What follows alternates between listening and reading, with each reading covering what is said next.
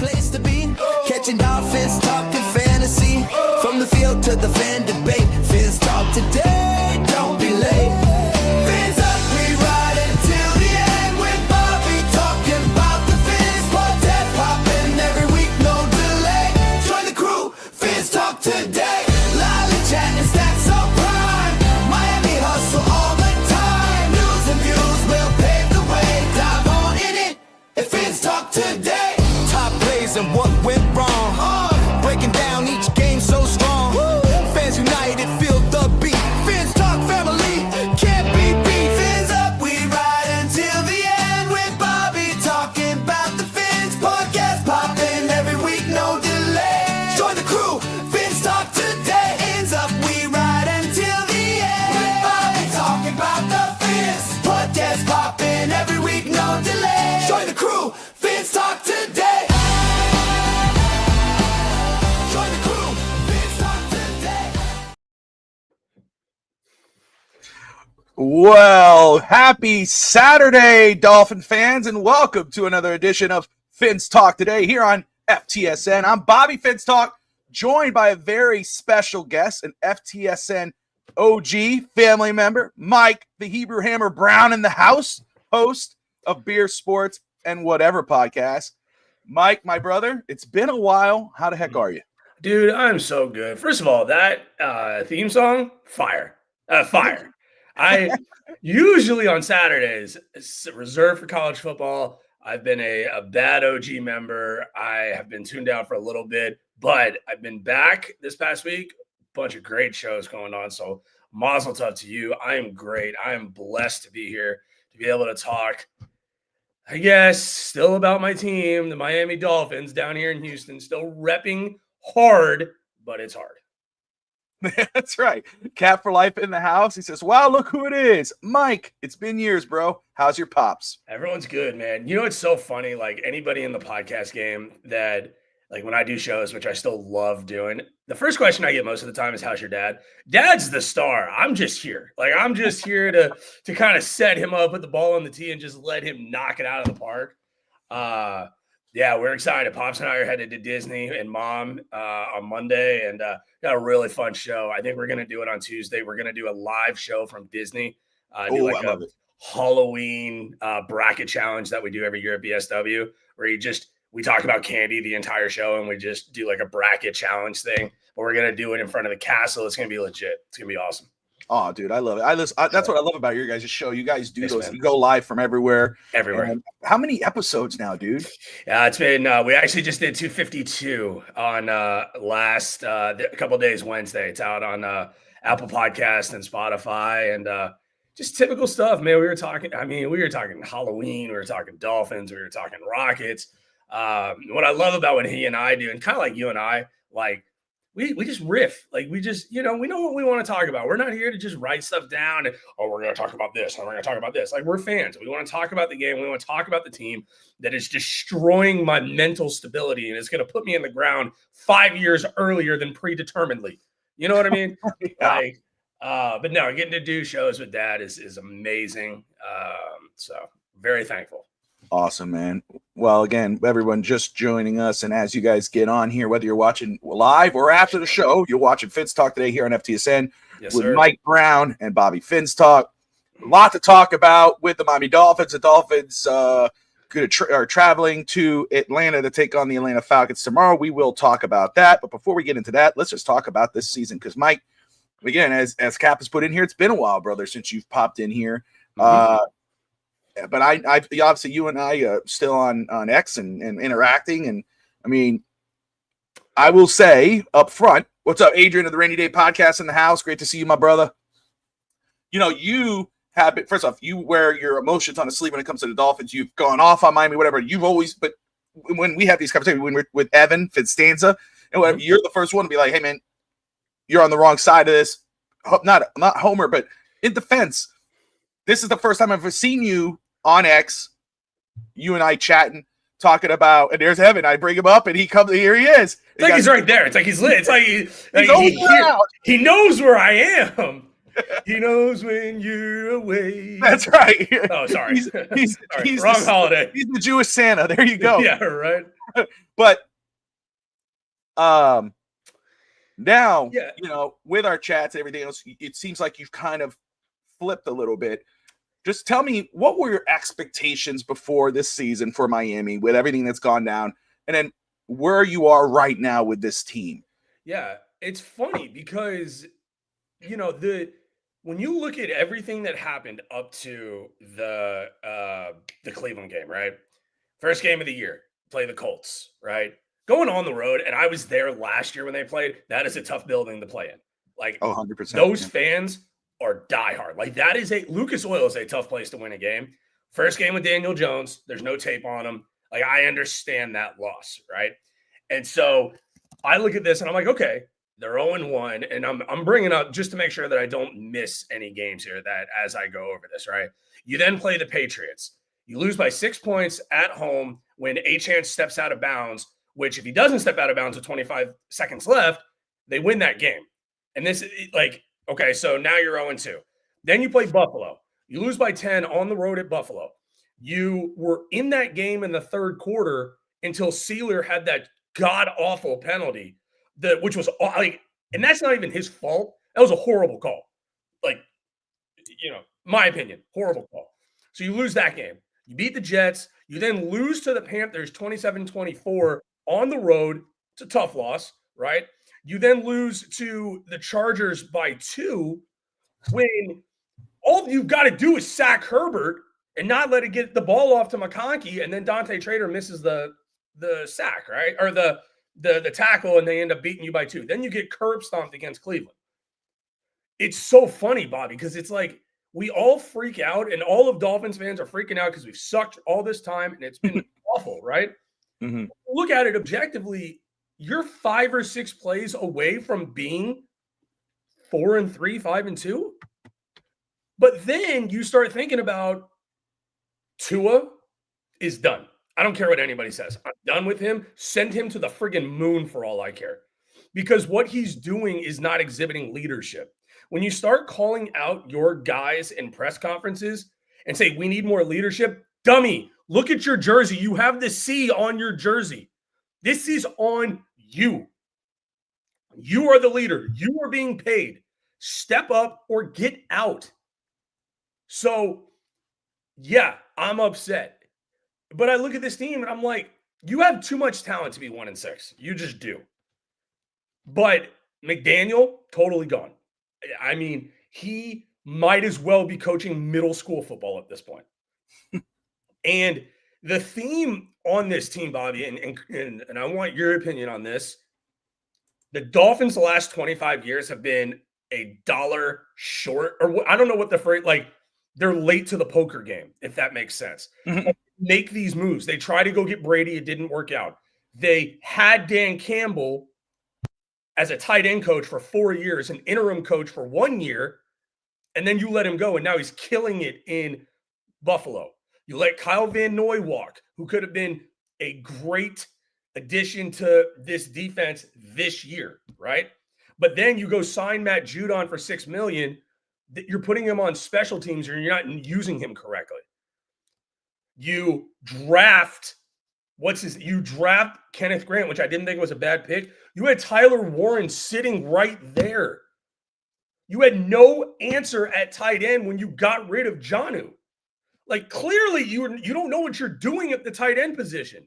Tyler Warren right there. How does Chris Greer still have a job? How have you not fired McDaniel? Like, there's so many questions that I have about this team that are so blatantly right in front of my face that are so easy to answer, and they're not answering them. And it's maddening. I was watching the game. This is the last thing I'll say, and then we can move on to another topic. Pops and I watch nearly every Dolphin game together. We go to Hooters. In addition to getting food poisoning and terrible service, it's where we go. They'll put the Dolphins game on. This was the first time this past week in the last probably 15 years he and I have walked out of watching a game together. I looked at him and I said, I can't watch any more of this. I can't watch Tua smiling on the sideline when you're down 31-6. Somebody throw a Gatorade bottle. Somebody punch some. I've never wanted a teammate to punch another teammate in the face more than I want a Dolphins player to punch another Dolphins player in the face. Like I do. Show some emotion. Get some pants that go down to your shoes, McDaniel. How about that? How's that sound? Like I just want some emotion. I want somebody to care, Bobby. Like care like we do, but not be as emotional when making decisions, but you know what I mean. Yeah. Like they're still our team, and God willing, we still love him. Or them, I should say. One lesson I've learned this year, Bobby, I don't love players that play for the Dolphins. I love the Dolphins. There's a massive difference. There you go. It's a huge difference. I think I love that you say that because you've had so many people, like if you criticize any player, you'll have fans, quote unquote, who come out and you go, you're not a real fan. You're shitting on your head. No, I support this guy because he's wearing our jersey. Of course. If he's good, the team's good. But I'm going to call him out because I'm a fan of the player that's a Dolphin, but I'm a fan of the Dolphins. I don't care who puts the jersey on. At the end of the day, none of these guys will be here as long as than I am or you are. We're here before, we're here after. And they didn't plan well enough. Like, look at this team. Tyreek Hill and we didn't even talk about Tyreek Hill. The season ended when Tyreek Hill went down. It did. You can't, but this is what happens. What was the last team that won a Super Bowl that paid not one, but two major wide receivers major money? Who's the last one to do it? Then you double down on having small wide receivers. You double down on having Waddle is not a big guy. And you know what? Let me call out Waddle real quick on the show. I don't know if you talked about it on. Go for it. First of all, platform's absolutely killing it. Y'all are, absolutely killing it.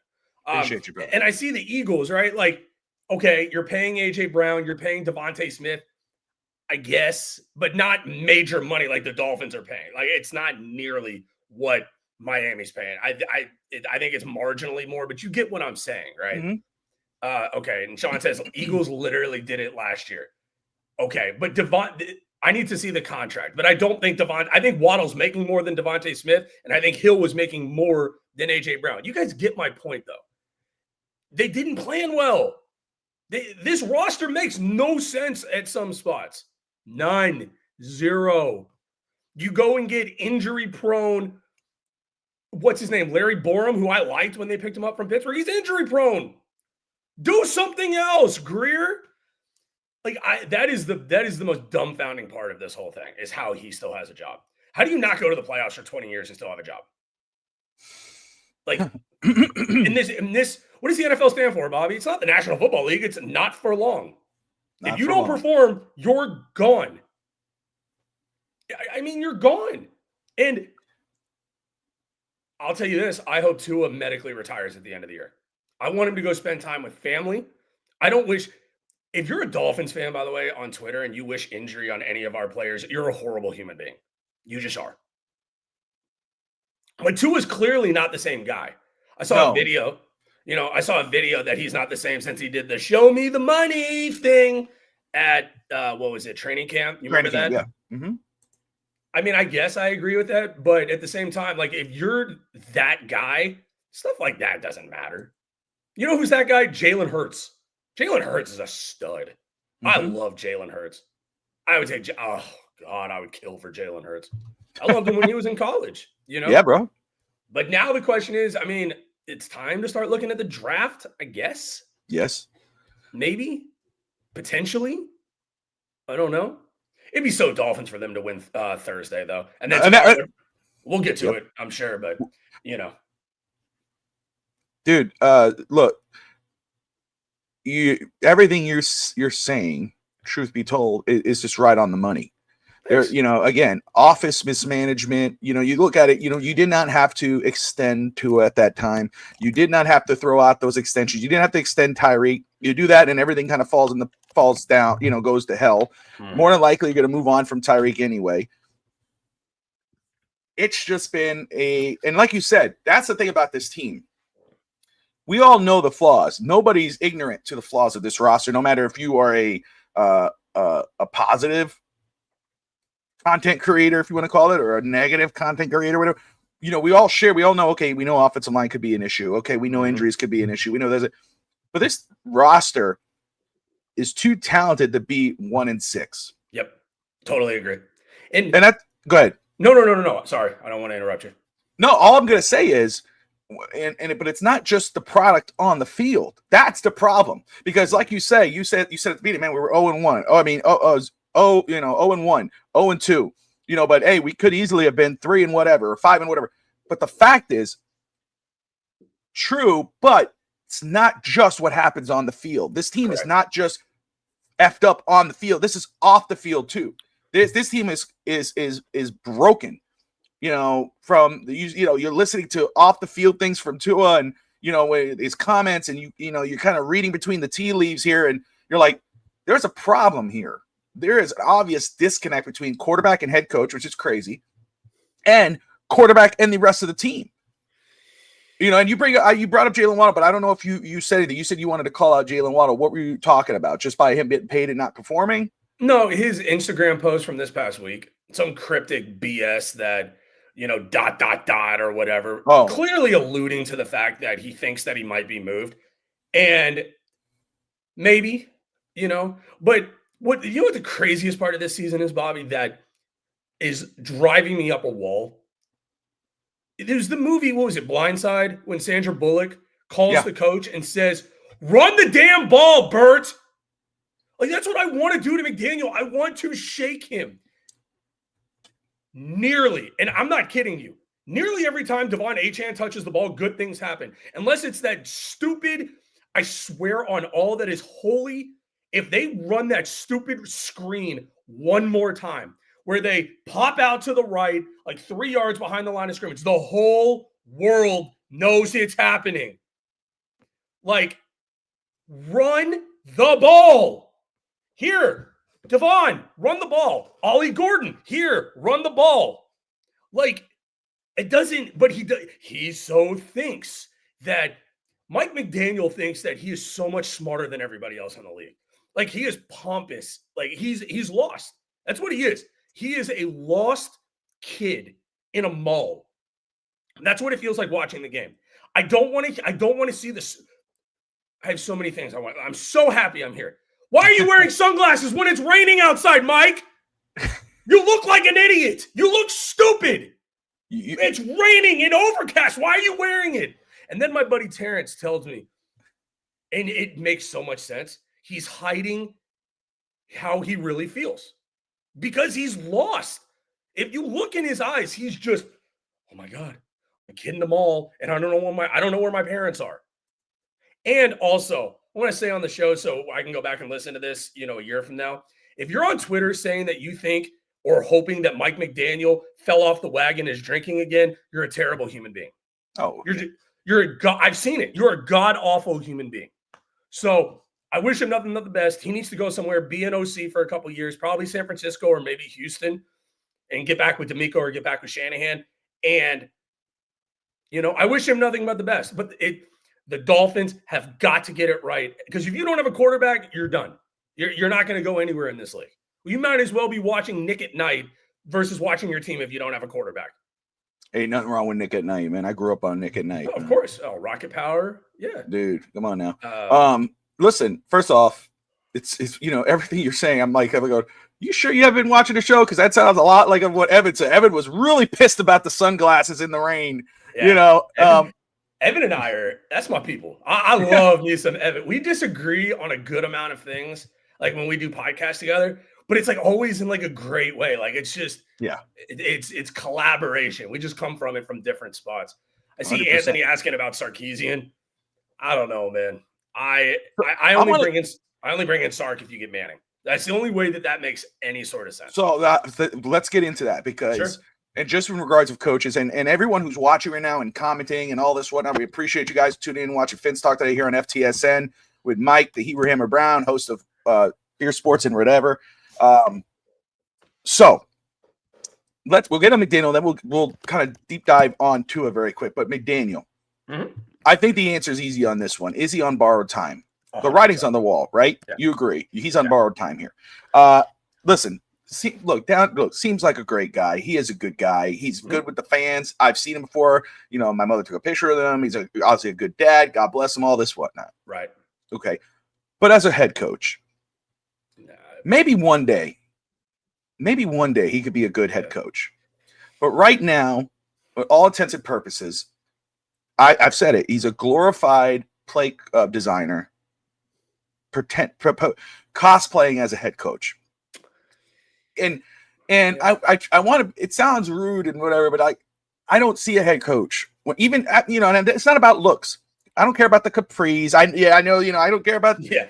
You know what I mean? Me neither. Sean McVay does that. And Sean McVay. But that's the difference, right? Coach in the league. Yeah. But Sean McVay will go at a guy. I don't see now.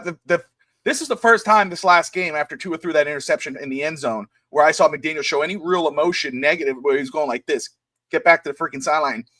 And that I was like, whoa, I saw some life. But the dude's on borrowed time, and again, it's not just the product of because you might go, oh, he needs another quarterback.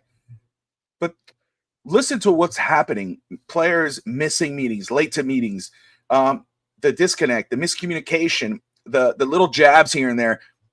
You can't really get rid of Tua because of the contract. That's just the reality of it all, which, maybe you go, F it, let's just get rid of him. And then people say, bench Tua. Yes.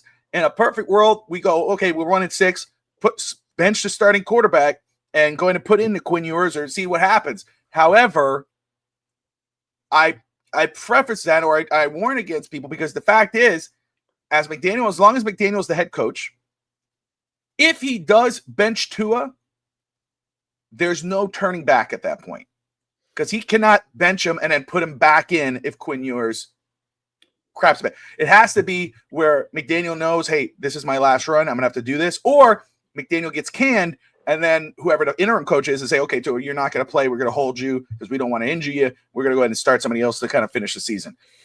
So your thoughts on that. And then if Miami moves on from McDaniel, you answer the first part first, just react to what I'm saying. And then just follow up with, if Miami does let go of McDaniel, sure. Who is your, maybe you can throw some names out there, but what is the perfect type of coach that you would want for Miami? It's interesting. I'm glad you brought that up. I know who I want, but it goes back to what I was talking about before, dude, that they are late to the game on these decisions. And I'm going to tell you why. You make the decision on McDaniel now, you've lost out on Harbaugh, who went to the Chargers. You lost out on Ben Johnson. You lost out if you were going to move on from Tua in a guy in the draft that I think is a culture setter in Jackson Dart. Like, I liked him when he was coming out of Ole Miss, but he's a different kind of cat. You see that. But you team him, and it goes back to like what we do in the draft. Like Cam Scatabo, how he lasted as long as he did is shocking to me. Like those types of guys, Miami doesn't have. They have too many passive guys. To answer your question, McDaniel's being actively let down by Tua Tagovailoa. I don't think that this is all on McDaniel because if you have a quarterback playing at a high level, it masks a lot of what's going on with the shortfalls of your coaching staff. So, but you look at the last 2 years, would you agree or disagree that the play calling has gotten tremendously worse with the Dolphins? Because in my opinion, it has. 100%. 100%. Because it's not as creative. It's so boring, right? And I think McDaniel just doesn't trust Tua. And I think once he leaves, I think it'll eventually come out that Tua got his money. He just doesn't care anymore. He just doesn't. And I think that's part of it, but it's not as big. I think Tua, unfortunately, is permanently brain damaged. I do. He's not the same guy since the concussions. And I think he got some bad advice. I think he should have walked away from the game. I do. Because the game is not worth permanent brain damage. I think he got bad advice from I think his dad pushed him into it. He said it. Like the dad is the play caller of that entire family. And yeah, and I think Raphael makes a great point. They are undisciplined as an entire team. I think Anthony Weaver is way out of his element. Like I don't know what happened here. I think he may have had too much freedom in the play calling. Like I think in Baltimore, Harbaugh was making those calls and Weaver was there to help. I think now Weaver's making the calls and he's not ready. I think his secondary is god awful. But no, I do think he's on borrowed time. The guy I want, and it's not even close, I want Chris Shula. I want the defensive coordinator from the Rams. First of all, his last name's Shula. He belongs born to be a Dolphin. His grandpa, Don Shula. Grandpa Don Shula. I think that's part of it. Look at the Rams right now. Look at that defense. Jared Verse, and they got all these dudes. They just get after you, And McVay comes from McVay, the McVay tree, which I like. Here's the problem with that hire, Bobby. So much of me says that the next guy has got to have done this before. Bam. Like, I can't even tell you how important I think that is. But then you're limiting, like, who are you going to hire? If you're Miami, do you hire Mike McCarthy? So it doesn't get me excited. Here's the thing. I think the reason it doesn't get you excited is because obviously we've seen them do it before, right? But we go, and again, I know in a perfect world, you go Chris Shula. Oh my God, Don Shula's son. That's nostalgic. You see what he's doing. Though. He has the pedigree, right? Yeah, it's not like you're hiring some schmo off the street. I have a dark horse candidate I want to talk to you about after that too. I love it.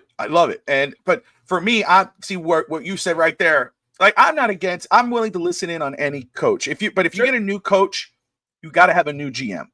Don't tag team him with Greer and handicap him or whatever. Yeah. And I think if you get a veteran coach might be different, whether you have Greer or not. But I think a veteran coach either way is going to want his own general manager, whether that is a Mike McCarthy or a Spagnuolo, who's one of the guys I was like, hey man, this guy's, we know what he did with the Rams, but the best coordinator in the NFL, been under Andy Reid for many years. He's done it before. He's respected. When you think of Kansas City Chiefs, you think of offense, but really it's the defense that's won them the championships.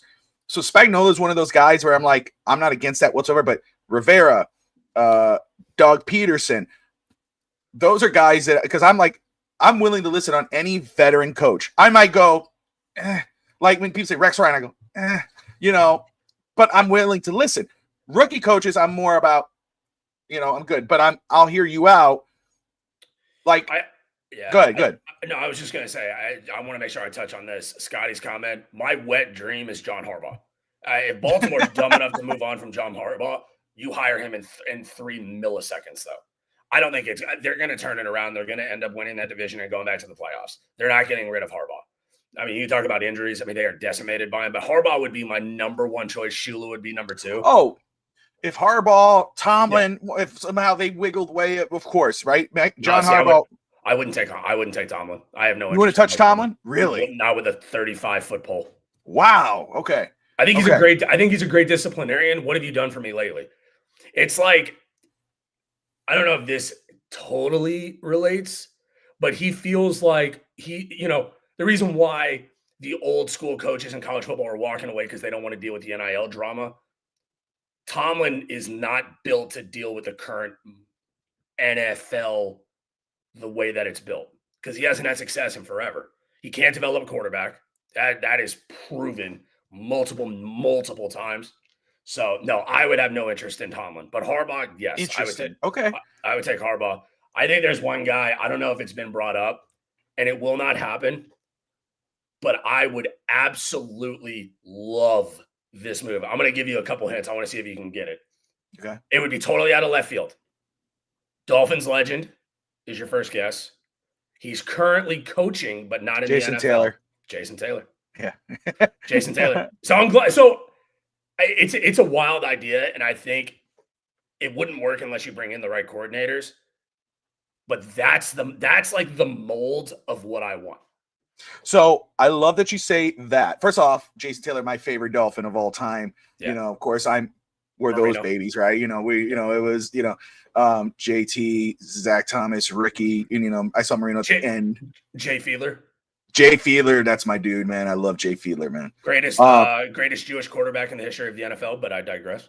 Hey, I love Jay Fiedler, man. I'm a Jay Fiedler. I don't like when people talk trash on Jay Fiedler. I'm a mark for Jay Fiedler, bro. I do have a Jay Fiedler jersey. That's probably the most obscure. I had one when I was a kid, and I want to get another one. I want to have one. I want to find this auto. I've been ordering autos like crazy. I just got a marked super duper auto. And I got a Mercury Morris one last night. I got one on Whatnot, awesome. So I'm excited for that. Shout out to Signatures for You on Whatnot. He's a Dolphins fan. We were chatting it up last night, and he said, I got some 72 Dolphins, and they're too old. I go, no, throw him in. Yeah, exactly.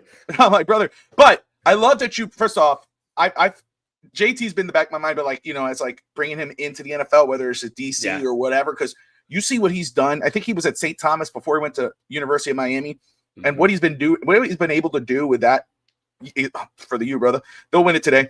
But what he's done with Ruben Bain, what he's done with that lineup, with that, like, man, Ruben Bain, I love Ruben Bain, man. But he gets it. He does. So when I hear rookie coach, I go like this, because I'm kind of like, I'm done with the rookie coaches, right? McDaniel, Gase, Philbin, whatever. Now, doesn't mean that the next one won't turn into something great. However, Mike, if you come at me with a rookie coach, come at me with a former player. Tell me a guy who was a former player. So, and I'm saying that when you say JT, I'm leaning in. Yeah. There's a few of them in this league right now. And and you go, here's a guy who, and I'm not advocating, but I'm just throwing a name out there. One guy who former player, former head coach, not best case scenario, Jared Mayo. That's a guy out there. Antonio Pierce, right? That's a former head coach player, right? But there's other guys like Hank Fraley. He's the offensive line run game coordinator in Detroit. Offensive lineman, coached under Andy Reid, played for Andy Reid. That's a good, like, those are guys, first time head coaches, rookie head coaches that I'd be intrigued because I think the former player, he knows how to interact with the players. He's been there. He's done that. He could get in their face. So when you say JT, I'm right with it. Frank Reich is a guy I'd be willing to listen in on that. Former head coach, I'm down with that. Anthony brought up Kevin Stefanski. Hard pass for me. Look, Bobby, that's what the Dolphins are going to have to answer this offseason, because I don't think McDaniel – I think it doesn't make any sense to fire him now, although we all want him fired and we know he's eventually going to be fired. He at least can keep the locker room somewhat together for the rest of the year. But that's the answer. That's the question that they have to answer is you have to get – I don't care who it is. It has to be a culture setter. They have to use that phrase multiple times in this interview process. Who is going to set a culture? And I'll give you an example. Because we could talk basketball, we could talk football. You and I could do a show for 8 hours and still not run out of 100%. About. I was at the Houston Rockets game last night, right? The Rockets moved on from Steven Silas, right? Hired Ime Udoka, ex-player, culture setter. You can feel it in that building and in that organization when you get that type of guy. Everything changes. Everything changes. You don't have guys showing up late to meetings. You don't have guys that think it's okay to talk out loud in the media. You know how many media issues the Rockets have had since Udoka took over? That would be zero. That's not a joke. They have not had one player speak out against the organization. If they have a beef, they handle it internally. That's what Miami has to get, dude. Yeah. You've got, and one person I don't blame for this, to Stephen Ross. I don't blame Stephen Ross at all outside of keeping Chris Greer hired. That's the only thing that he's done wrong. He has spent all the money in the world on this roster. There are other owners that won't spend the money that Stephen Ross will. He's built the facilities. He's done all these different things. I don't blame Stephen Ross outside of keeping Chris Greer hired. That is the only thing I blame him for at this point. But we're done. You've got to go get the guy.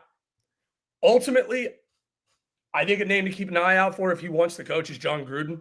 I was just going to ask you, John Gruden. I think it would be an absolute dumpster fire. I will say I think he recalibrates the organization. I think he gets it back to, I don't want to say respectability, but normal footing, I guess, could be a good way to put it.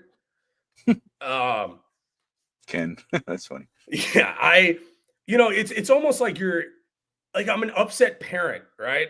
I'm not angry with you. I'm disappointed in you. Because we're still going to go back. We're still going to watch all these games. I love all these fans on X. They're so funny, man. Because they're like, oh, I'm not watching anymore. I'm going to boycott. I see you watching the damn game the next week. Don't lie to us. Don't lie to yourself. You want a better product. We all do. But we're all still going to be here 10 years from now, God willing, talking about this organization and where they are. And I live down here in Houston. It's bad in Miami. It's not much better here in Houston. And they have a franchise quarterback. They have CJ Stroud, and they don't have an offensive line. They have one more win than we do. The Texans, who are supposed to be a Super Bowl contender this year. Yeah, Houston, Texas, man. I mean, my goodness. But again, every team has a bad year. And the thing is like we've had 20, and it's not just on the field. It's not just play calls. It's in and outside of the locker room, and that's why, like what you say there, a tone setter, a culture changer. Yeah. I know a lot of people talk about John Gruden. He's somebody I'm willing to hear you out. I'd listen to hear somebody out on it, but that's more of like I just don't know what changes. I'm a little off with that, but I like the idea of a veteran coach or an experienced guy who's done it, who's had success. Again, that's why when somebody says Mike McCarthy, I'm not against it. I know Josh Wingate, Cowboys fan, he's like, oh, don't do it. But Mike McCarthy, I'm not willing to. I'm not Doug Peterson. I'm hearing you out. Former player, former Dolphin, former champion of the Eagles. Right? I mean, I know what happened in Jacksonville, but he's available for a reason. Ron Rivera as a guy, I love Ron Rivera, right? But he's older. He's the UCLA GM. Yeah. Any of those guys. But anyway, if it's a rookie guy, talk to me about a former player. Two things real quick. My buddy Terrence, massive Dolphins fan, going to the game with him on Thursday. Can't wait for that. Joe Brady is interesting. I think it would be Joe Brady and Shula would be my top two candidates for brand new coaches. Like, do you want to go offense? Do you want to go defense? You see how well it's worked out for the Jets, which my favorite sport at this point is rooting against the Bills. As long as the Bills lose, I'm happy. And Daniel says not accurate. We've had 20 bad years, was in the playoffs 2 years ago. He does bring up a good point because, and yes, this is an excuse, but I'm going to say it anyway. You play in the fourth coldest game ever in the history of the NFL. It's bad luck. You had to go to Buffalo to go play in a playoff game with your third string quarterback, and he nearly pulled it off. Like, that's why I think that we're far away, but we're not as far away as we think. You know what I mean? Like, I'm frustrated by it, man. Yeah. It's just, Scotty, I'm with you, my man. I wanted Doug Peterson before Mike McDaniel, and I'm still. I would be very interested in Doug Peterson now. Where is Doug Peterson? What is he doing? He's taking a year off, man. He's taking a year off, but again, I wouldn't mind Doug Peterson. No, not at all. Man, let's jump on this very quick and shout out to everyone: Daniel, Scotty, Raphael. Chat's been on fire today. Y'all are man. Y'all are breaking it. Manzano in the house. Adrian Rainy Dipod, Sean. Cap, everyone watching. Forgive me if I miss you, Steve, Finstanza.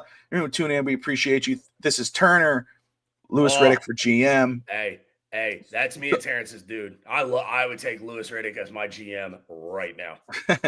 So, and Daniel's saying in there too that too much focus is on McDaniel.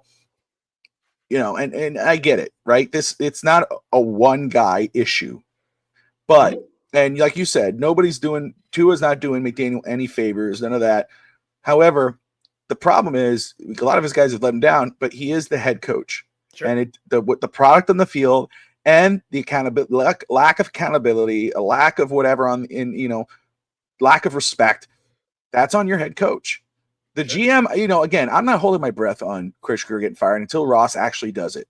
It's the most fascinating. Yeah, I like. Yes, I am 1,000% clean house. Start over. Get two guys. Let them build it up.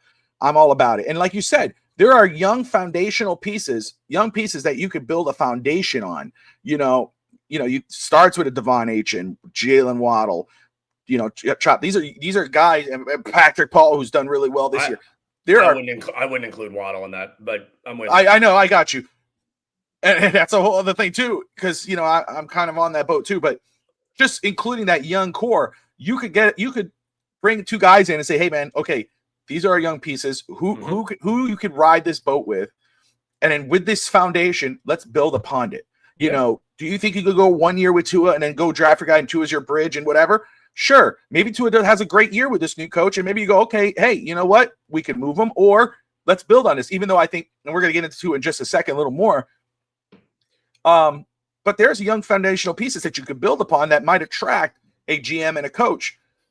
McDaniel is not solely to blame. Anthony Weaver's failed at his job as head coach or defensive coach. I know Miss Phins and I debated that a little bit because I think it's a whole picture thing. It's not just one guy. However, McDaniel is the head guy. He's the head coach. He answers for his players not showing up to meetings or late to meetings. He answers for his guys doing boneheaded plays on the field. He has to answer to that.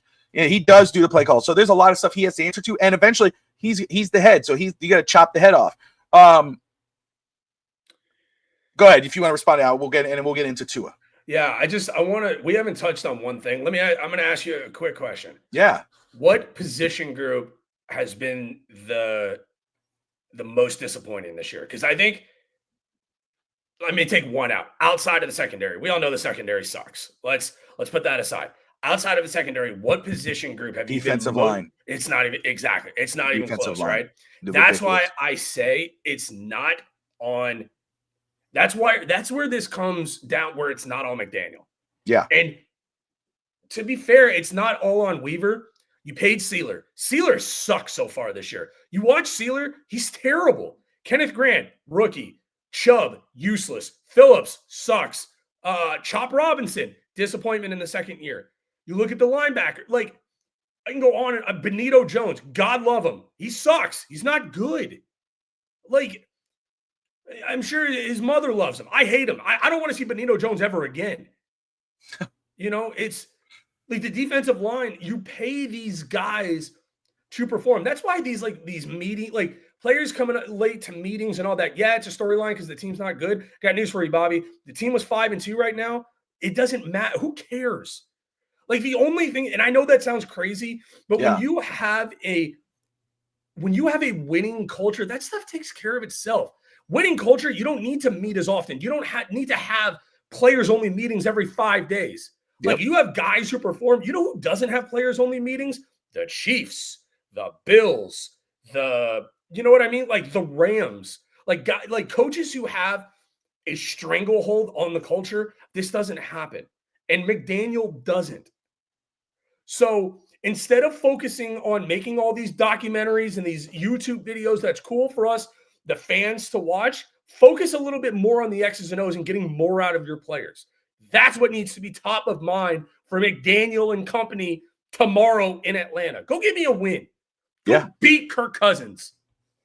So I just want to say, and Daniel, do me a favor, brother, if you don't mind, throw in your mock here, man. I would love to see what you had on your mock draft. But first off, I see a lot of people talking about Louis Riddick. I'm with Daniel. I'm a little with Riddick. I'm not sold as much as other people. I'm the TV guys, Mike Mayock, or whatever. Sure. It's all right. But T-Tron, if DeMarco Ryans actually was available, in a heartbeat, that's all I'm going to say. In a heartbeat. I'm going to fight you on that. I understand, because first I was going to say, I'm going to defer to my brother over here who lives in Houston, eyes on Houston all the time. Sure. Go ahead. Fight me on it. He's doing the same thing that McDaniel's doing. Like this past week, he's throwing his guys under the bus to, to the local media. He's talking about, bend over for Mendoza. Yeah. Bobby, by the way, Terrence Turner, that's my dog. Like that. Terrence. We talk after every single game. Love it. Just like you and I, just chop it up. I mean, one of the coolest dudes I've ever known. That's awesome. I love it. I love it, man. I think with D'Amico, I think the problem is very similar. They have a very overrated GM here in Houston in Caserio. Yeah, right? I think Caserio is massively overrated. The way that he's built now, that defense is for real. The defense is legit, but he can't figure out the offense. I think as a head coach, I think he'd be fine.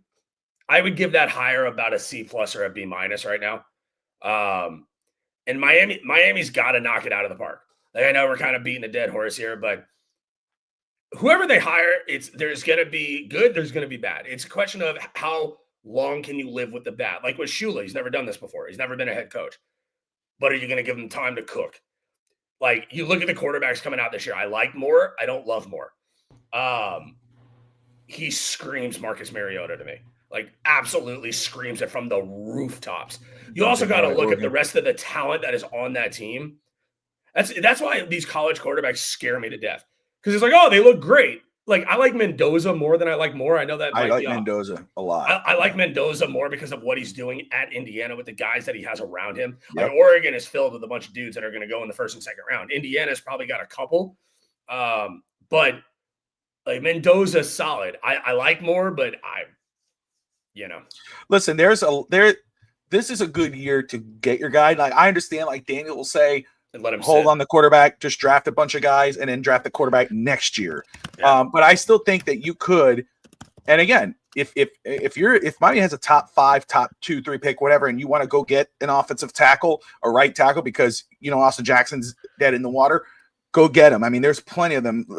Fanu, Latu, Francis. Oh my goodness, the right tackle in Miami. However, Ruben Baines. But if you could get a Fernando Mendoza, and you don't have to start him right away, and you put him, you sit him down, and you let Tua go 1 year, let him be your bridge, let him be your guy, let Mendoza, or let him compete.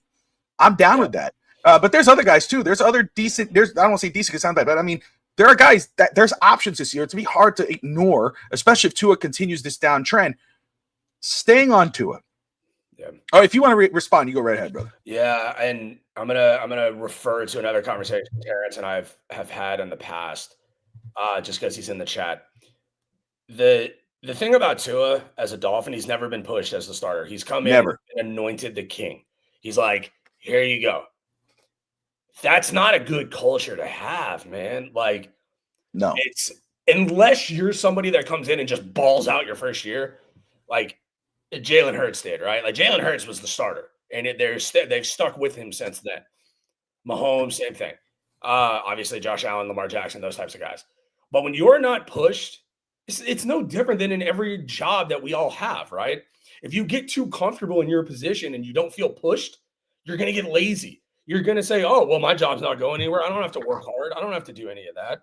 I'm looking at a mock draft right now. They have us taking Peter Woods out of Clemson, the defensive tackle. Yes. Garbage. It's stupid. I'm sorry. I get it. We need a defensive tackle. We just took Kenneth Grant. Why in the world would we do that? Sometimes that's why I hate mock drafts. Like, I absolutely despise mock drafts because breaking news. Mike will be our mock draft king during the draft. Right? Yeah. Hey, breaking news. Mike Brown's now going to be the NFL liaison for the Phins Sports Network. Happy to do it. Yes. No, I mean, look, all these guys, I see, the quarterback from Louisville, he's fine. Talk about a coach that I love. I love me some Jeff Brom at Louisville. Because he has that mentality, right? Like, I'm an emotional guy. I'm an emotional fan, I guess you could say. No, I guess it's true. I want my coach to be the same way. I just do. I want to see emotion. Yeah. Yeah. Like, even with a guy like Doug Peterson, who wasn't known for showing emotion, he showed emotion at times. Mike McCarthy, I don't know if we could tug him away from the buffet long enough to be the coach. But I don't know, man. I'm sad that it's what are we going into, week 8, and we're talking about the mock drafts. Like, it's sad, And look, it is sad. But again, this is the world we live in right now as a Dolphin fan. That's the frustrating part, right. and because we look at this team and this was a rebuild, and oh my gosh, wait a second, you think about 2 seasons ago or a season ago, it looked like holy crap, we're on the ups, and then we just fall back down, and you go, it's frustrating because eventually you're gonna have to let the coaches will be fired. We're probably gonna move on for the quarterback. You're gonna have to restart this run for another 2 years, 3 years, whatever. Or unless you find your guy and you have that monster run like Houston did when they got Stroud and Ryans in there that 1 year. You can only wish something like that happens. But as a Dolphins fan, that's why I don't blame fans who are down on this team or negative or angry or whatever. Fans deserve to be angry. We're the ones who put the money in. We're the ones who put the stress and all this other in it. It's a tough time to be a Dolphins fan right now. It's frustrating. Go ahead. Yeah, and just to touch on that, I work in the world of sports licenses. I work, I work with different NFL teams across the league. Here's the black and white of it to break it to all us fans out here. These teams don't care. They don't care. Mm-hmm. They don't care about the fans. They don't take the fans into account when it comes to business decisions. They're going to make the decisions, and that's what they're going to do. And they have, because if you don't want your season tickets, I got news for everybody out there. They'll find other people to take your season tickets. Like, it's the sad world that we live in, right? Is that we can't affect it. And I swear, at this game on Thursday, if they fly that stupid banner across the sky, fire McDaniel, fire Greer, moronic. You look stupid. I'm sorry. I don't care if you guys like that or not. I think it's absolutely asinine. I just do. And the reason why I don't want Stefanski, look at what he's doing in Cleveland. Like dumpster fire in Cleveland. You can't even decide on a quarterback. Like, what makes you think it's going to work here? They cannot miss on this hire, Bobby. Like, I can't say it strongly enough. Quarterback, coach, GM, those three, they've got to hit, not on one, not on two. They have to hit on all three. If it's a clean slate, again, I want a veteran, experienced coach. I'm willing to listen out, because you can make a lot of excuses why Stefanski did fail in Cleveland or is failing in Cleveland. But absolutely. Right? Because, I mean, it's the same thing in Miami. I mean, Deshaun Watson and everything, whatever. But I'm willing to, my thing is preference is an experienced coach. However, I'm willing to listen on rookie coaches, whether that's Chris Shula or whatever, if it's a clean slate. If you're telling me Chris Greer is your GM and we're going to go, if we go get another rookie coach, we'll be talking again another 2-3 years getting another head coach. I don't agree with that. And me personally, go I ahead. don't agree. I don't agree with it, because you don't know. Like, not you, but the proverbial, we don't know. Like, we don't know. What if Shula comes in and he's exactly what this team needs? You still have Chris Greer there drafting the players. Here's the thing. You say we don't know, right?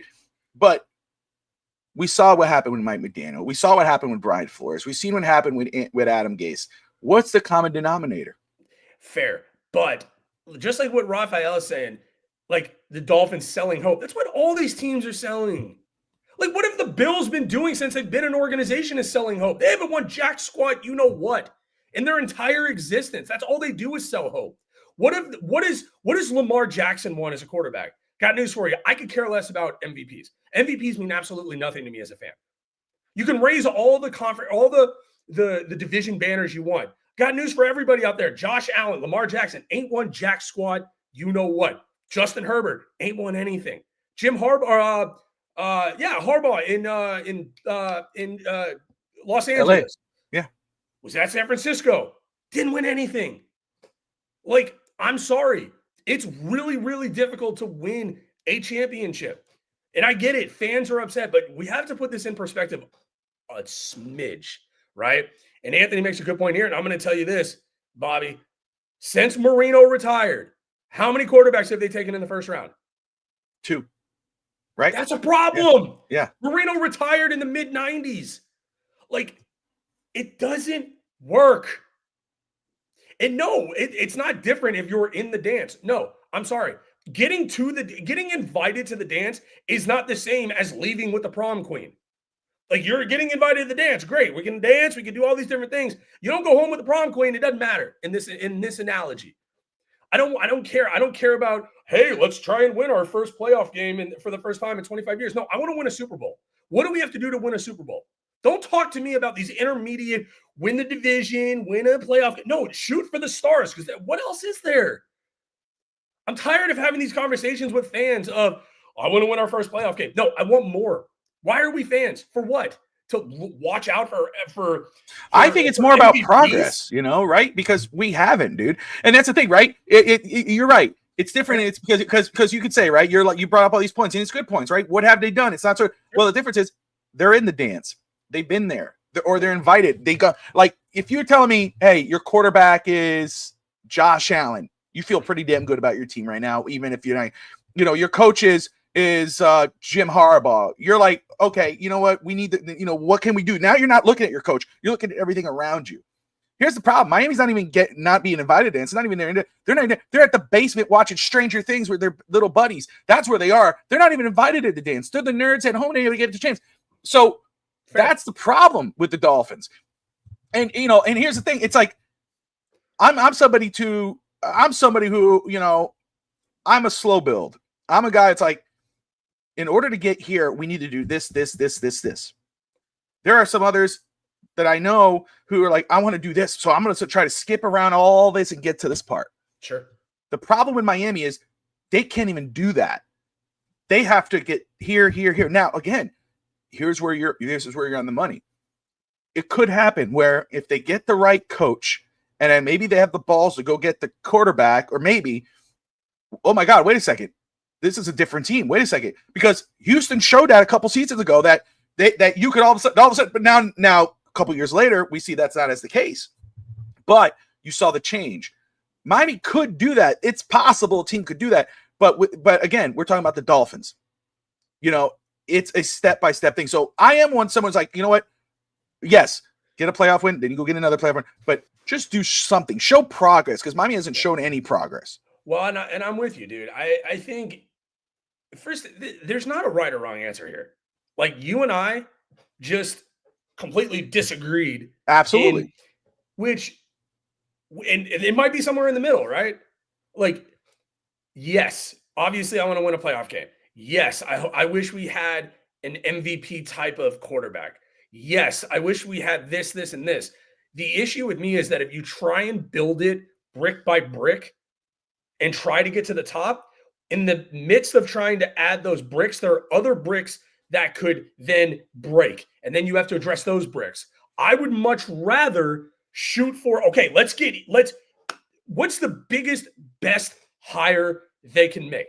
That's what they have to ask themselves. Maybe it is Shula. Maybe the Rams go and win a Super Bowl this year, because that's entirely possible. That is on the table. That team is good enough to win a Super Bowl. Yes. That maybe you take the defensive coordinator from the Super Bowl winning team and bring him here. He comes in the first day and he says, I'm going to put this on the table. This is my team. Either get on or get the hell out. And you see, all of a sudden, all of these, as the Jews would say, mishigas. Mishigas is Yiddish for crap. You get the mishigas out of these games. No more false starts. No more delayed games. Just solid, technique, sound football. Okay, now you found the coach. Maybe we get a new GM this offseason. Maybe they finally let go of Greer. And then everyone's like, holy hell, we got a new GM. We got it. Oh, my God, look at this. And they end up drafting a Francisco Mendoza, who grew up a Dolphins fan, comes in, and maybe he is that dude. Like, my version of, getting invited to the dance is you got to draft as many quarterbacks. You got to draft a quarterback in the first round as many times as you need to until you find your guy. If you don't have the guy, you have absolutely nothing. And it speaks volumes, by the way, that you paid Zach Wilson, $12 million to be your backup. And then in the midst of the Dolphins maybe making a quarterback change, they go to QB3 over him. That's wasted money. That's money that we could just go out to the parking lot and set on fire versus bringing in the MILF hunter himself. You could just draft yours and pay. You could have spent that $12 million elsewhere. Got you yourself a guard, another tackle, because Austin Jackson is useless. It's so many things that it's baffling to me. Like, this is easy to start making these changes. Let me ask you. Yeah, go ahead. No, you're good. And Raphael says, I asked Perk and Dave. They both agreed players have checked out due to Tua's play. They're just here for a direct deposit now. I don't blame them. I don't blame them at all. So Tua Tagovailoa, man. Like, again, you could have been Dolphin fan. You could have been on like, oh, dude, this guy's a franchise guy, and you could have been the guy who is like, no, man, I just don't believe in this guy's the franchise guy. He's a quarterback. But I think everyone could say right now that this year has been a regression. I mean, it's like, and it's not just any one thing. It's like not just on the field, it's off the field, it's everything. I just want to ask you this, because I know you said something about possible, maybe it is the whatever. What the heck happened to the former 5th overall pick? Yeah, so I think it's health. I think it's part of it. But what makes me think that it's not all health, because actually I know it's not, because, and I'm not going to break this down to one play. What does he have a tendency to do ever since he became a Dolphin? He throws high. Yes. So many interceptions that he throws high. Like, you look at, there's a couple instances right off the top of my head where, like, Tyreek Hill, he's not 6'4". Like, he throws it high. He did the same thing against Cleveland when he threw the pick six on the sideline. That had nothing to do with health. That had nothing to do with offensive line. He had plenty of time. He overthrew his small running back. I think part of it is mental. I think that, he got paid. He got paid. And he's like, you know what? He said it himself. They showed me the money. Great movie, Jerry Maguire. But, as a fan, I reserve a right to say, I'm done with the dude, because he's not mentally tough. And you're the CEO of this thing. You're the boss hog. If you want guys to be at the meeting and they're not showing up, you know what? Go to their damn house and go put them in your damn car. Go rent a bus and take them to the damn meeting. it just, it's maddening with him because hopefully that outlined it well enough. Like he's a big talker. Like he likes to talk. Yeah. You know, he likes to talk. He doesn't do a lot of walking at this point. To me, he doesn't walk the walk. He knows how to talk the talk, but he doesn't walk the walk. No. And I think he's letting his coach down. Because if you're going to blame one or the other more, I blame Tua more than I blame McDaniel. Because I think through Tua's play, McDaniel is actively giving up on this season. And then, with Tua, like, you go sign the kid from Kinye from the Titans. I like him. They don't even use him. They don't even know how to use him. How many times since Tyreek Hill has gone out have they just called an end around to Jalen Waddle? Here's the ball, Jalen. You're really good with the ball in your hands. End around. Here's the ball. Make a play. Go make a play. How many times? Zero. Yeah. And if he doesn't have the freedom to audible into these types of plays, then that's a conversation to have with McDaniel behind closed doors. And Tanner Connor, Tanner Connor made a couple nice plays. Get him the ball. Raphael, there's another player not on the Dolphins that exposed to it. That receiver said Tua was late to meetings. Yeah, that was a guy who was probably on during the preseason, but he said because Tua made that comment about player. Because again, this is one thing. Anyway, anytime Tua talks now, it's like, dude, shut up. Yeah, that's how it feels. Like every time I hear him, same. It's like, dude, just stop talking. You're not doing yourself any favors. But like when he came out and he talked about basically deflecting blame or whatever, which exactly I can understand but you're already paid, dude. You're the franchise quarterback. Right. We know all the issues with this team, but hey, I got to do better. I got to make sure I get the ball to my guys. I got to make sure I get different. But no, it's, hey, I'm putting in the work. Paraphrase, I don't have it in front of me. I'm doing the work. There are guys late to meetings, blah, blah. And then he says that basically throwing his team under the bus. Yeah. His guys under the bus, throwing his coach. Because I like, dude, you told on yourself. You tell on your because you're the captain. If guys are late to meetings, that's on you. And then you tell on your coach because your coach obviously doesn't have guys or has coached them up to believe in this team. But anyway, he says that. I raised my eyebrow, but I'm like, maybe I don't want to overreact. Maybe I'm not. I didn't hear that right. But then you go. Then it's not only his teammates. Patrick Paul in his second year, Aaron Brewer come out and go. They you see the frustration on their face. You saw the McDaniel taking it back, but then you go around the league and you have veteran superstar players in the league, but they used to be in the league. Shannon Sharp, Chad Ochocinco, offensive line or whatever. Terran Armstead was like, I don't like that. And then you got this receiver comes out and goes, my first season there, I was there for a minute, but Tua was late to a meeting then. And it's like, well, you know what solves this though is winning. We talked about it before. It's winning. You know what solved? I don't care. First of all, Terran Armstead's a quitter. You know what? Do what's best for you. You signed a contract. You retired right in the middle. Like Terran Armstead hasn't even been brought up. Terran Armstead ain't good in my book. I don't care how many videos you do on Twitter. Like you can shut your mouth about this team because you quit on this team.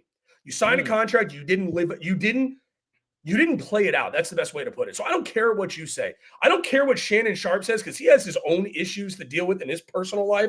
Chad Ocho's these are media heads that I don't care about because it's all noise, dude. It's all noise that none of this actually matters. Because if Tua goes out and balls and wins games, they have nothing left to say. That there you go. Damn. You know what I mean? Like I felt like Kevin Hart. Damn. Yeah, I'm just saying, and we could do an entire show on all the media in Miami, the Omar Kellys of the world, and all these guys. Like from afar, I appreciate what they do, but you can't convince me that I would say 50 to 60% of the media that follows this team and writes and podcasts about this team don't love when they suck. Oh, it's my opinion. I could be wrong. I said I've had that conversation in the past. Somebody goes, when they're winning, everything gets, the views and this gets bigger. And I said, that's not true. Nope. It's when they're losing. Yep. Trust me. Yeah. And I know. I'm aware. Yeah, and I've been lucky enough on BSW to interview Cameron Wolf of the NFL Network. Yes. Met him a couple of times. Really, an amazing guy. And I make it a point. I don't ask him about that's one-on-one. I'm not going to ask him about what's going on in the locker room. I'm not that guy. I just want your opinion on, what food you like at a Super Bowl party and, let's talk about the league as a whole, right? But if you true serum some of these guys, they love it when the Dolphins suck. They do. And that's not you and I, man. Like, we want what's best for the team. That's why I said before, I don't care about anything besides the Super Bowl. I don't care. Don't talk to me about leading the league in receiving yards and, all this other stuff. Like, Teron Armstead, keep your mouth shut when it comes to the Dolphins. I don't want to hear from you. You can go. You can take a one-way bus route, which you did, to retirement and leave us in a god-awful spot by shoving Patrick Paul into that left tackle spot when we all know he's better on the right side in the NFL. He went to the University of Houston. I watched nearly every game of this. Phenomenal left tackle in college. That's why he got drafted in the second round. He's better on the right side. You could have had Teron Armstead on one side, Patrick Paul on the other. And he put us in a bad spot. So you can shut up when it comes to the Dolphins. So let me ask you this very quick. Sure. And then we'll move on. We got two more topics. But sure. Is it time to move on from Tua? Yes. Okay. Absolutely. 100%. No questions asked. It's not going to get how's it going to get better? Because the one thing we haven't talked about with Tua, look around the league right now. Who's your top 5 quarterbacks in the league right now? Your opinion. Well, your opinion. I'm asking you, like, top 5 quarterbacks, just straight off the jump. Let's see. Josh Allen. Okay. Lamar. Yep. Now I'll tell you if I disagree with you too. Yeah. I got to think of it off the top of my head. Putting me to the test. Josh Allen, Lamar. Mm-hmm. When he's healthy, would you say Joe Burrow? Yeah, I'd put Joe in there for sure. Would Mahomes? Pat Mahomes, yeah. All right, there's 4. I mean, it'd be hard to argue with Jared Goff right now too, or Baker Mayfield. Baker Mayfield. I would say maybe Matt Stafford, but okay. So outside of Stafford, all 6 of those guys, what do they have in common? What's the one thing that you can think of that they do that Tua doesn't anymore? They're mobile. Yes, athletic. Yeah, athleticism. Tua can't scramble anymore because we're terrified they get another concussion. You're dead in the water. Pardon the pun. Dead in the water, dolphin. Yeah, I got you. I didn't. I said it earlier. I didn't plan that out. And by the way, Rafael, he can throw a deep ball when he wants to. He just doesn't do it very often. If your quarterback can't be mobile and create yards with his feet, you're dead. So that's like, I don't even need another reason. Like, outside of that, I'm ready to move on simply for that reason. I don't care about anything else. I don't care that he throws his teammates under the bus. None of that matters to me. If your quarterback cannot create yards with his feet, you're done. What's left to talk about? At least with yours, you have that. Well, and again, it's the mystery of it all. Like, does he come in? Does he, and again, you look at that first drive, you're like, oh, dude, but again, you don't blame him. But then the second you see a couple of flashes, you're like, okay. And that's the thing. If the season is lost, put Ewers in. Fire McDaniel. If they lose tomorrow, I'll call it right now. If they lose tomorrow, they will fire McDaniel. They have to fire McDaniel. And they will promote Anthony Weaver, which I know he's done a god-awful job at DC this year, but maybe as a head coach where he doesn't have to call those plays specifically, maybe a different voice. So you lose this weekend. I bench Tua, I promote Ewers, and I fire McDaniel, and I promote Weaver. There you go. Now, before we get into tomorrow's game, and we get there quickly, but there's a lot of conflicting reports about possible trade buzz going down in Miami. Do they blow it up? Is there a fire sale? We've heard Jalen Waddle, Bradley Chubb, Jalen Phillips. Some people trying to throw in Devon Aitchen's name in there. Get the hell out of here with that. More than likely, Bradley Chubb, Jalen Phillips is probably like at least he's in there, which he should. He's 1 year, can't stay healthy. He got 1 year left on his deal. Sure. You got Jalen Wright, who can't seem to see the field. Which are you like? When you hear these trade reports, what are your thoughts on them, and who would you like to see moved? Oh man, it's a loaded question. Phillips can go. See, the thing that scares me about that defensive line, there's so much raw talent that I feel like if you move on from these guys, like they're going to go somewhere else and do well. So I'm a little 100%. hesitant. And I also think I'm not trading all of them. Like, I'm not trading No. Chubb, Chop, and Jalen. No. I think that in order, I would probably trade Phillips first. I like Jalen Phillips, but he's way too injury prone and he's way too inconsistent. Too many dumb penalties. But in order, I would say probably on that defensive line, I would trade Jalen first, Chubb second, Chop third. Chop is too young. Like, I'm not moving on from Chop No. yet. Well, and this is my thing. I love that you say that, and I just want to put this point out there because I see a lot of people talking about Chop. Sure. And again, we don't know what happens off the field or whatever's going on. But again, people, oh, Chop's a bust. Chop's in his second year. 7A is a bust. He's in his first year. Kenneth Grant. I don't put that on those young guys. I put that on the organization, on the foundation.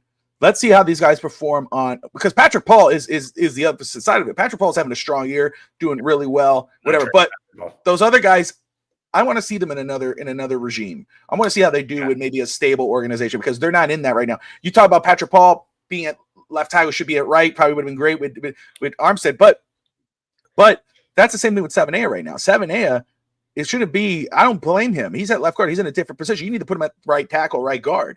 Put him in a spot where he's familiar with, that he's successful at. So that's my thing on Chop. Like, I'm not moving on from Chop. No. And Jalen Phillips being injury prone and for the last 2 years and on a contract year, I'd be more on to move from him. Bradley Chubb has at least shown some sort of production. He's been, 3 sacks in 5 games or whatever the hell it is. But again, he's probably your most movable piece because he actually had some action, and you probably would get like a third. Yeah, but he's been a total bust since he's been a Dolphin. Based on what we paid him, total bust, 100%. Like, you can't dump the entire defense. But I do think you have got, like, I watch these other games, right? You watch the Rams. I love watching the Rams defense play. Like, not just going back to the Shula thing. Yeah. But we cannot. Like, there's such a talent discrepancy. Like Tyrell Dodson, love, Gay, like all these guys, they're just dudes. They're Jags. They're just another guy. You can move on from those guys. But foundational pieces on the defense, got news for you. I think Minka's been a bust too. Minka's a bust. Minka should be traded. I think get what you get from him. Well, and I think Ramsey was cooked too. Everyone who was like, that first game that he had the big hit, I'm like, yeah, go watch that Cincinnati game. That Jamar Chase just ragdoll him the entire game. I think it's okay to say moving on from Ramsey was right, and potentially moving on from Minka again is right. What's terrifying is Chris Grier making these moves at the deadline. Like, if I do this, like, you cannot clean out the roster at the deadline with Chris Grier being in charge, because I don't trust what he's going to get back in return. Like Jalen Waddle, if they trade Jalen Waddle, which I think is very much on the table, you better get at least a 2 for Jalen Waddle. If I'm not trading Jalen Waddle for like a 3 and a 6, that makes no sense. That doesn't like Jalen Waddle is still productive, but you got a quarterback who can't get him the damn ball. Excuse my language. My apologies. Okay. Like, get Jalen Waddle the ball. Especially with Darren Waller out now, but teams are just going to zero in. There was a great video, some Cleveland guy, they had him like mic'd up during the game, and he's like, shit, he's bad talking to it. Like, give me the ball, give me the ball, give me the, like, about to pick him off. And he picked him off.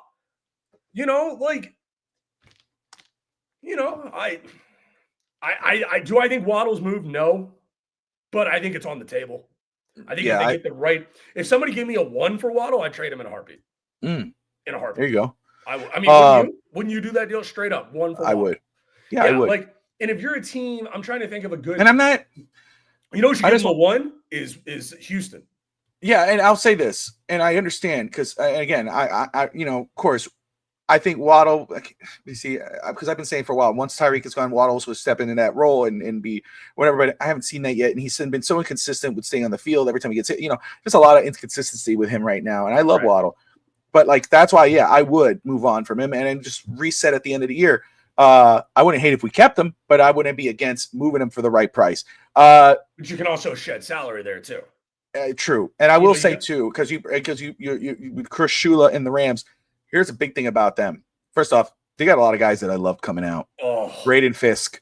That guy when I was banging the table for Braden Yeah. Fisk when he was coming out. They Jared draft- Verse. They draft so well.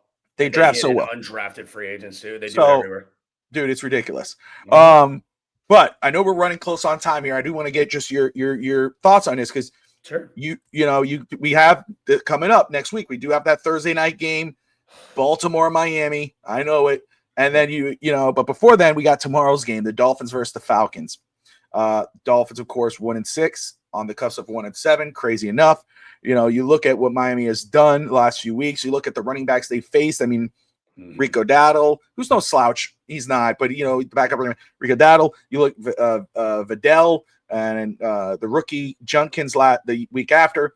Guys all running having monster games, 200 plus yards, 150 plus yards, whatever. They're going against Bijan Robinson tomorrow. It's terrifying. It's terrifying. Mike, he could have 800 yards rushing tomorrow. That's my thing. But let me ask you what's your how confident or what I want to ask that. What's your thoughts on tomorrow's game? What are the chances? I mean, I'll give you an official score prediction. Ooh.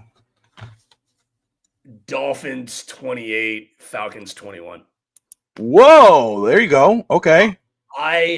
Look, there's only so much bad professional athletes will tolerate, if that makes sense to you. Like Zach Sealer, I think, is a guy that has a big game tomorrow because he hasn't been good so far this year. I think you're going against a guy in Kirk Cousins that stinks. I think now you're going up against Drake London. You're going up against what's his name, Kyle Pitts, who's having a decent year from what I've seen. I think that if you zero in on Bijan, it's a lot easier said than done. I think the defense shows up tomorrow. I don't think this team is ready to quit yet. I don't think they're ready to hand in the towel. I think last week left a really, really bad taste in their mouth. I think that they're going to coach for jobs tomorrow. Like McDaniel is get the ball to Devon Achane.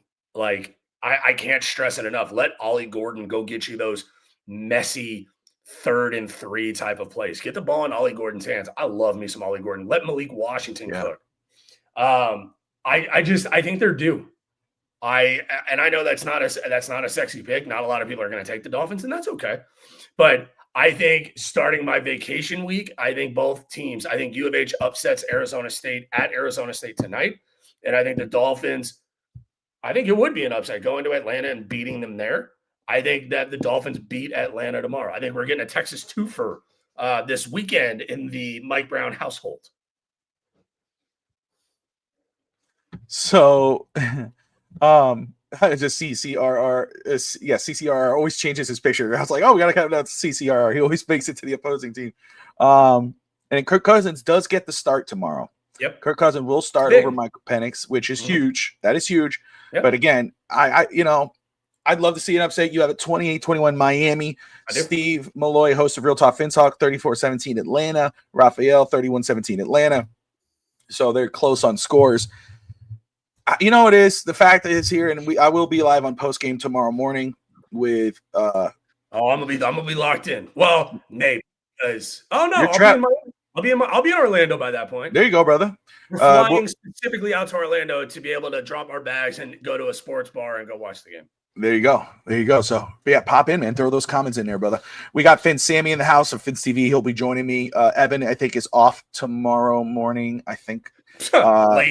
Lazy boy. No, but I think he has some kind of thing going on. So don't worry about it, bro. Come on, post game. But anyway, so we will be on there. I'll be talking about keys of the game, inactives. We're going to see. Does Zach Wilson is the emergency quarterback? Is it Quinn Ewers? Does Quinn Ewers get another week? But man, I tell you what, I'm at a point now where I just don't trust this team. I don't trust them.